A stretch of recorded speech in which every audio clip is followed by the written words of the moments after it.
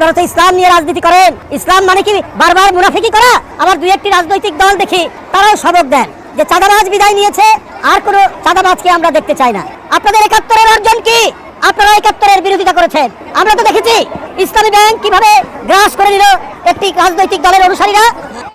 আসসালামু আলাইকুম গাইস, আজকের ভিডিওটা আর বড় করতে চাচ্ছি না। থাম্বনেল আর টাইটেল দেখেই বুঝে গেছেন যে আজকের ভিডিওটা কী হতে যাচ্ছে। রেজবি কি বললেন যে বাংলাদেশের মাটিতে কোনো আওয়ামী লীগ নামের যে একটা রাজনৈতিক দল আছে, স্বৈরাচারী দল, সেই দল থাকবে না। এরকমই কিন্তু অনেক নেতাকর্মী বলছে যে আওয়ামী লীগ কোনোভাবেই ভোটে অংশগ্রহণ করতে পারবে না, আওয়ামী লীগ বাংলাদেশে আসতে পারবে না। হ্যাঁ, আমরা কিন্তু অনেক নিউজ এরকম শুনে থাকি যে বাংলাদেশে আসবে না, বাংলাদেশে আসতে পারবে না। শেখ হাসিনা কিন্তু ভারত থেকে বাংলাদেশের উপর অ্যাটাক করে যাচ্ছে। হ্যাঁ, একের পর এক আমাদের চতুর সাইড থেকেই অ্যাটাকের চিন্তা করছে বাংলাদেশকে, ডক্টর ইউনূসকে, এবং আমাদের যে নেতাকর্মীরা আছে বাংলাদেশে বসবাস করছে তাদের থাকতে দেবে না, বাংলাদেশকে এক কথা শেষ করে দিতে চাই। তো পুরো ভিডিওটা দেখলে ইনশাল্লাহ বুঝতে পারবেন। আজকের ভিডিওটা খুব একটা বড় করবো না, যদি আমার চ্যানেলে নতুন হয়ে থাকেন ঠাস করে চ্যানেলটা সাবস্ক্রাইব করে দেবেন। তো চলেন যাই, মূল ভিডিওটা শুরু করি। আপনারা তো ইসলাম নিয়ে রাজনীতি করেন। ইসলাম মানে কি বারবার মুনাফিকি করা? আবার দুই একটি রাজনৈতিক দল দেখি তারাও সবক দেন যে চাঁদাবাজ বিদায় নিয়েছে, আর কোনো চাঁদাবাজকে আমরা দেখতে চাই না। আপনাদের ৭১-এর অর্জন কি? আপনারা ৭১-এর বিরোধিতা করেছেন। আমরা তো দেখেছি ইসলামী ব্যাংক কিভাবে গ্রাস করে নিল একটি রাজনৈতিক দলের অনুসারীরা। তাহলে আজকে কোন মুখে বলছেন এক চাঁদাবাজ পালিয়েছে, আরেক চাঁদাবাজকে কেউ দেখতে চায় না? আবার দুই একটি রাজনৈতিক দল দেখি তারাও সবক দেন যে চাঁদাবাজ বিদায় নিয়েছে, আর কোনো চাঁদাবাজকে আমরা দেখতে চাই না, না আসুক চাঁদাবাজ, না আসুক। কাকে উদ্দেশ্য করে বলছেন? শেখ হাসিনার আমলে যারা ব্যাংক লুট করেছে, ব্যাংক আত্মসাৎ করেছে, এই সালমদের উত্তরসূরি হিসাবে ৫ই আগস্টের পর আমরা কি ব্যাংক আত্মসাৎ করতে দেখিনি? আমরা তো দেখেছি ইসলামী ব্যাংক কিভাবে গ্রাস করে নিল একটি রাজনৈতিক দলের অনুসারীরা। তাহলে আজকে কোন মুখে বলছেন এক চাঁদাবাজ পালিয়েছে, আরেক চাঁদাবাজকে কেউ দেখতে চায় না? কাকে উদ্দেশ্য করে বলছেন আমরা কি বুঝতে পারি না? আমরা তো প্রথমেই দেখলাম ৫ই আগস্টের পরের দিনই কি করে ইসলামী ব্যাংকগুলো আপনারা দখল করেছেন। এটা কি জনগণ দেখেনি? এটা তো জনগণ দেখেছে।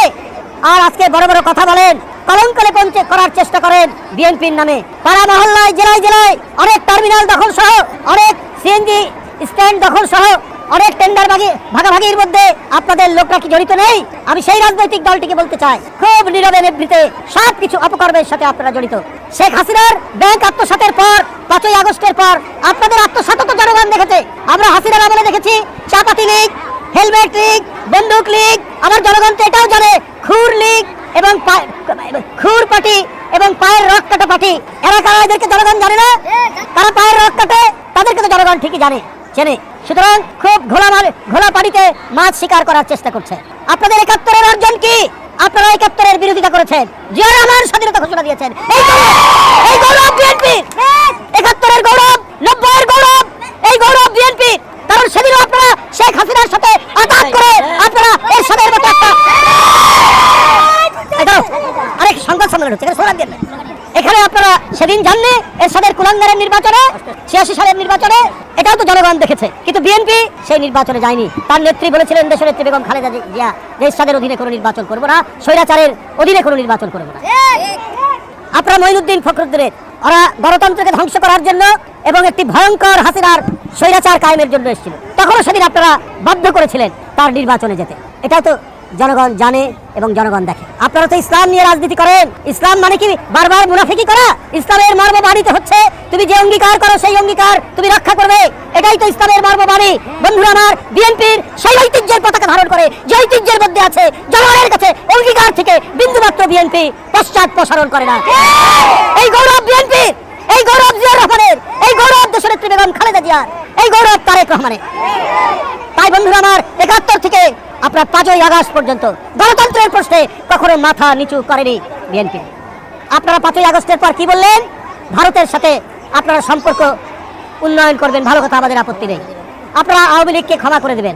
আপনাদের নেতারা মৌলানা সাইদি সাহেব, সেই সাইদি সাহেবের বিরুদ্ধে মিথ্যা সাক্ষী দেওয়ার জন্য শুকরঞ্জন বালিকে গোয়েন্দা পুলিশ ধরে নিয়ে গিয়ে তার শরীরে ইলেকট্রিক শক দিয়েছে।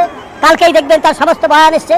শুকরঞ্জন বালি হিন্দু ধর্মের একজন মানুষ, তাকে শেখ হাসিনার গোয়েন্দা বাহিনী বলেছে যে তোমরা বলো তোমার ভাইকে হত্যা করিয়েছে মৌলানা সাইদি সাহেব। সে বলেছে আমি মিথ্যা কথা বলবো না, না সেটা করেনি। শুকরঞ্জন বালি সে যে সাহসিকতা এবং ন্যায় নীতির যে দৃষ্টান্ত দেখিয়েছে, এইটা আমি ওই রাজনৈতিক দলের বন্ধুদেরকে আমি বলতে চাই যে আপনারা শিখুন তার কাছ থেকে। আপনারা সম্পর্ক উন্নয়ন করতে চান ভারতের সাথে, শেখ হাসিনার প্রতিটি গুম খুনের দোষর হচ্ছে পার্শ্ববর্তী দেশ। এই সুকরঞ্জন বালিকে আপনার হাইকোর্টের গেট থেকে গোয়েন্দা পুলিশ ধরে নিয়ে গিয়ে তাকে এখানে টর্চার করে তাকে টাকার অফার দেওয়ার পরও সে যখন মাথা নোয়ায়নি তাকে ভারতে পাচার করে দিয়েছে এবং ভারতের কারাগারে সে 5 বছর ছিল। সেই 5 বছর সেখান থেকে আজকে বেরিয়ে এসে সে এই কথাগুলো বলছে। এরপরেও আপনারা বলেন যে শেখ হাসিনার সব মাফ করে দেবেন, ভারতের সাথে সম্পর্ক উন্নয়ন করবেন। তো এর মধ্যে দিয়ে তো প্রমাণিত হয় যে আপনারা হচ্ছে ন্যায় নীতির পরোয়া করেন না, আপনারা রাজনীতির নামে ধান্দাবাজি করেন, আপনারা অন্য কিছু করেন না। আপনার দলের প্রধান নেতাদেরকে যারা জুডিশিয়াল প্রক্রিয়ার নামে জুডিশিয়াল কিলিং করলো তাদেরকে বলছেন আপনারা মাফ করে দেবেন। তাহলে আপনারা ইসলামের যে মর্মবাণী যে অন্যায়ের বিরুদ্ধে প্রতিরোধ করো সেটি তো আমাদের মধ্যে নাই। করুণার কথাও বলা হয়েছে যে ক্ষমা চাইবে, তাকে করুণা করতে বলা হয়েছে। তার বিভিন্ন ধাপ আছে, বিভিন্ন পর্যায়ে।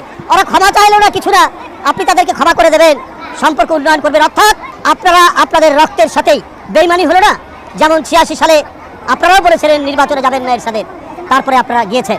তো বন্ধুরা আমার, এই ধরনের অপপ্রচার এর সাথে আজকে শুধু পার্শ্ববর্তী দেশ তারাই শুধু অপতথ্য অপপ্রচার কলঙ্ক লেপনের চেষ্টা করছেন না, ভেতর থেকেও অনেকে ওই আমি আগেই যেটা বলেছি যে ঘোড়া পানিতে মাছ শিকার করার রাজনৈতিক ফায়দা তুলতে চাচ্ছেন। কিন্তু আমাদের যে গণতন্ত্রে এত অবদান, গণতন্ত্রে এত যে আত্মদান, এত মানুষ নিরুদ্দেশ, এত মানুষ বিচার বহির্ভূত হত্যার শিকার, আজকে তো সমস্ত গণতন্ত্র মানা শক্তি এক জায়গায় থাকার কথা ছিল। অথচ এই শক্তিকে ফাটল ধরিয়ে দুই একটি রাজনৈতিক দল যেভাবে তারা নিজেদের ফায়দা তোলার চেষ্টা করছেন, এদেশের মানুষ সব জানে, তারা দেশপ্রেমিক, তারা জানে কারা স্বাধীনতা বিশ্বাস করে, কারা সার্বভৌমত্ব বিশ্বাস করে, কারা বহুদলীয় গণতন্ত্রে বিশ্বাস করে, কাদের ঐতিহ্যের মধ্যে জড়িয়ে আছে এই সমস্ত বৈশিষ্ট্যগুলো এই দেশের জনগণ জানে বন্ধুরা আমার। তাই আপনাদের কাছে আমি আশা করছি আপনি পুরো ভিডিওটা দেখছেন এবং বুঝছেন। যদি ভিডিওটা ভালো লেগে থাকে অবশ্যই চ্যানেলটা সাবস্ক্রাইব করে যাবেন। আর যদি চ্যানেলে নতুন হয়ে থাকেন এরকম ভিডিও দেখতে হলে কিন্তু অবশ্যই চ্যানেলটা সাবস্ক্রাইব করে যেতে হবে, তা না হলে আপনার কাছে আর পরবর্তীতে নোটিফিকেশন যাবে না। যাক না কেন, যদি ভিডিওটা ভালো লেগে থাকে অবশ্যই সবাই কমেন্ট, শেয়ার এবং সাবস্ক্রাইব করে যাবেন। সবাইকে ধন্যবাদ।